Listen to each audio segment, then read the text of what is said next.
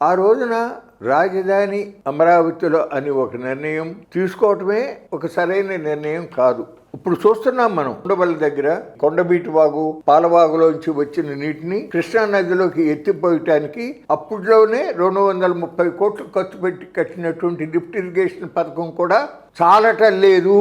ఇప్పుడు ఇంకా అదనంగా సుమారుగా 400 కోట్లు ఖర్చు పెట్టి నీళ్ళని ఎత్తిపోసేటటువంటి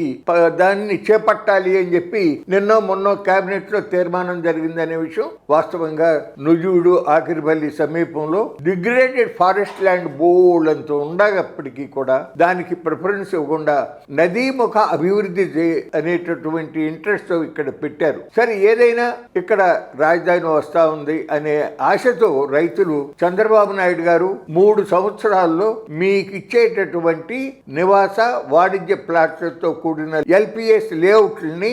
మీకు తయారు చేసి ఇస్తాము అని చెప్పి వాగ్దానం చేసిన అది అమలు చేయకపోగా ఇప్పుడు 2024 నుంచి ఇప్పటికి దాదాపు 18 మాసాలు అవుతా ఉండా టెండర్లు పిలిచినా పనులు ప్రారంభం కానటువంటి పరిస్థితి